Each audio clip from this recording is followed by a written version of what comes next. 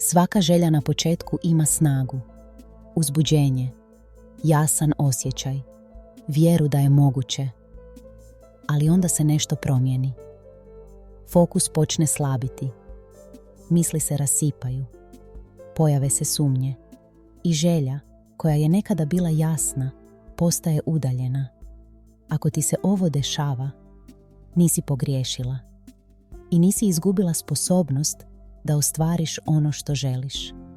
Samo si izgubila fokus, a fokus se može vratiti. Prva istina. Fokus ne nestaje bez razloga. Fokus se ne gubi zato što nisi dovoljno jaka. Ne gubi se zato što nemaš disciplinu. I ne gubi se zato što ne znaš šta hoćeš. Fokus se gubi kada želja postane emocionalno teška. Kada počne da je doživljava kao pritisak. Kada se u pozadini pojavi strah. Strah da neće uspjeti. Strah da ćeš se razočarati. Strah da ćeš opet čekati uzalud.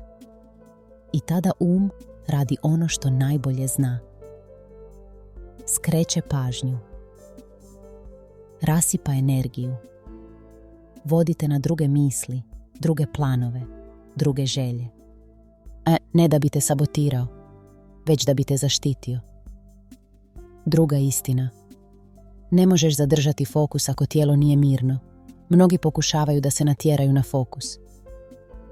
Da se disciplinuju. Da se kontrolišu. Ali fokus ne dolazi iz kontrole. Dolazi iz unutrašnje sigurnosti. Ako si stalno umorna, ako si napeta, ako si emocionalno iscrpljena, tvoj nervni sistem nije u stanju stvaranja. On je u stanju preživljavanja. U tom stanju želje djeluju kao dodatni teret i fokus se gasi. Zato prvi korak nije razmišljanje o želji. Prvi korak je smirivanje. Treća istina. Želja mora ponovo postati laka. Na početku želja ima lakoću. Kasnije je ljudi opterete.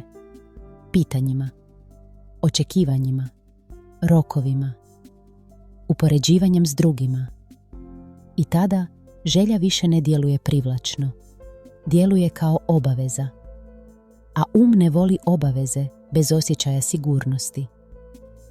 Ako želiš vratiti fokus, moraš želji vratiti osjećaj lakoće. Ne moraš znati kako. Ne moraš znati kada.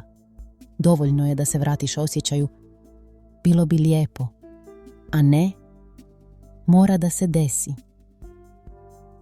Kako konkretno vratiti fokus? Sada dolazimo do suštine. Ne teorije, nego prakse. Korak prvi. Smanji želju na jedno jednostavno osjećanje. Ne razmišljaj o cijelom cilju. Ne o procesu. Ne o rezultatu. Samo se zapitaj. Kako želim da se osjećam kada se želja ostvari? Mirnije, sigurnije, slobodnije? Zapiši to. Jedna riječ. To je sidro fokusa. Korak drugi. Prestani provjeravati da li to radi. Jedna od najvećih grešaka je stalna provjera. Da li sam još fokusirana? Da li i dalje vjerujem? Da li sam nešto pogriješila? Svaka provjera je poruka sumnje, a sumnja razbija fokus.